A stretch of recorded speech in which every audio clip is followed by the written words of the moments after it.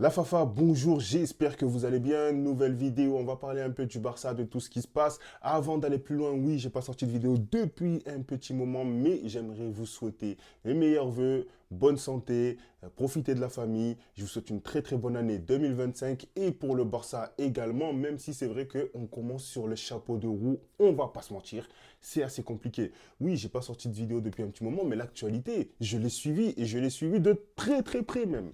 Alors, le cas d'Agnolmo, il fait parler. Hein. Le cas d'Agnolmo, il fait parler.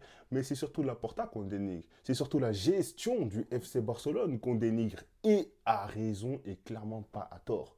La Porta, c'est la descente aux enfers. La Porta, démission. Alors, moi, ce que je me dis, c'est est-ce que ne serait-ce qu'une saison, très franchement, une saison avec le Barça, on pourrait être un peu tranquille. On pourrait être, pour une fois, ne pas être la risée de toute l'Europe. En termes de gestion, c'est calamiteux. On n'est pas un club de D2. On n'est pas une entreprise qui est en train de couler là, quand même. Oh, on est le Barça, un club qui génère des millions et des milliards. Donc c'est pas possible.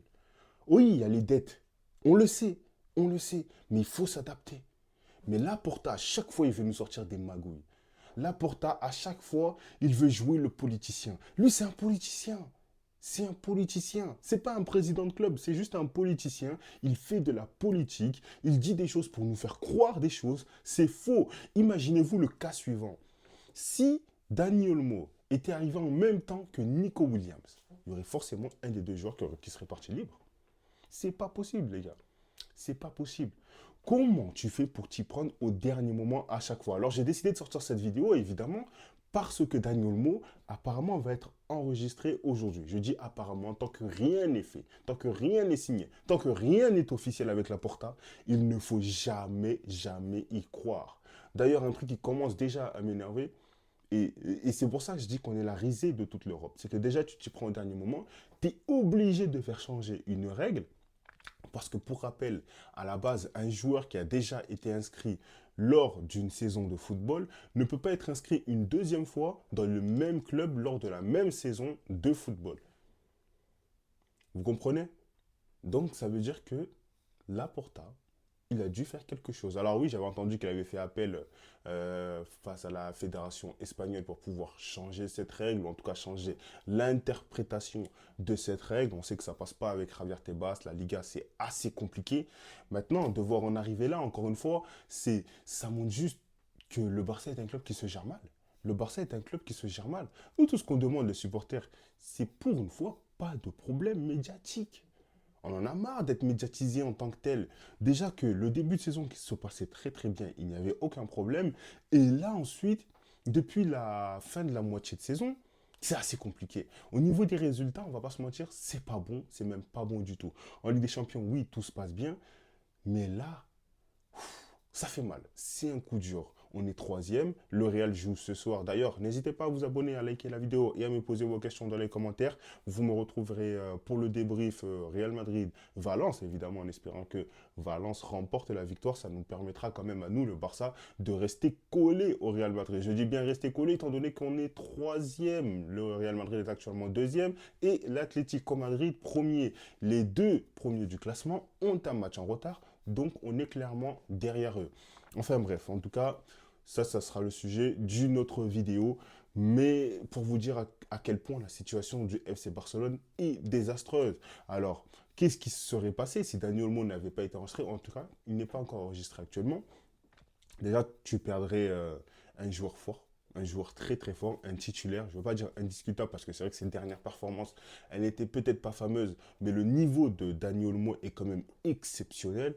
Très franchement, il s'est bien adapté à ce FC Barcelone, donc tu perdrais ce genre de joueur-là. Tu perdrais également du coup un joueur de rotation parce qu'on sait quand même que Gavi, Fermin Lopez, oui, c'est d'excellents joueurs, mais je pense qu'il leur manque encore du rythme. Frankie De Jong, moi j'ai l'impression qu'il n'est pas très bien mentalement. D'ailleurs, il avait fait une petite apparition en parlant un peu de son avenir. Ça avait l'air assez flou. Alors, est-ce qu'il a envie de partir du FC Barcelone?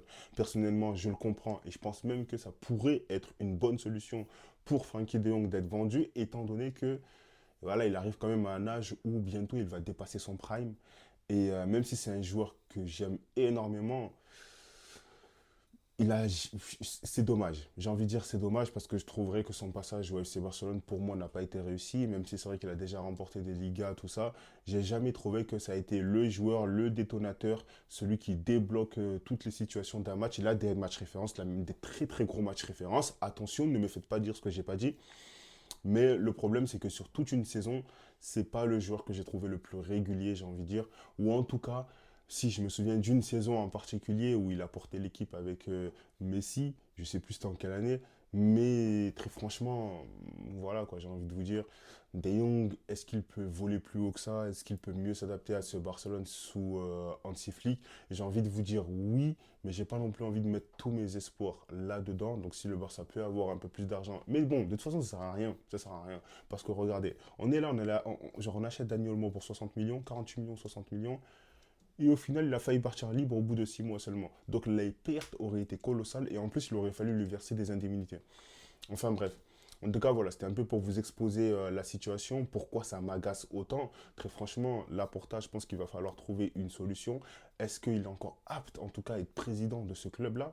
Personnellement, je ne pense pas, parce que depuis qu'il est arrivé au poste, au pouvoir même, il prend des décisions assez compliquées. Il a fait des bons coups, hein, si on parle de Lewandowski, de Rafinha, les leviers économiques à un moment donné qui ont permis au FC Barcelone de remporter une Liga. Mais c'est un trop gros coup derrière. C'est un trop gros coup. Donc moi, j'aurais préféré très sincèrement avoir un président qui me dit, bon, écoutez, financièrement, c'est la cata, ça va être compliqué. Donc pendant 2 ans, on va pas faire de recrutement. Et puis de toute façon, quand tu vois les joueurs du FC Barcelone, ou en tout cas de la Masia, à quel point ils aident le club à se maintenir, je pense très sincèrement qu'on aurait pu y croire avec quelques recrutements derrière, oui. Mais à certains moments, il aurait fallu faire attention. Il aurait fallu faire attention, ça n'a pas été le cas, malheureusement. En tout cas, voilà, c'est la fin de la vidéo. J'espère que vous avez apprécié le contenu. Encore une fois, voilà, c'est le retour des vidéos. J'espère que vous avez passé de bonnes fêtes, que ce soit pour Noël, le Nouvel An, que vous avez profité de votre famille. Personnellement, moi, c'est ce que j'ai fait. Je vais bientôt attaquer mon nouveau boulot, donc le rythme de mes vidéos, elle va être réduite.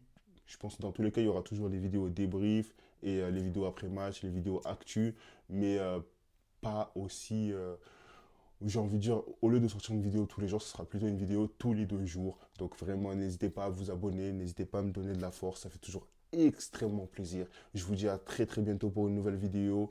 Et comme je vous l'ai dit, soyez présents ce soir pour le match Real Madrid-Valence.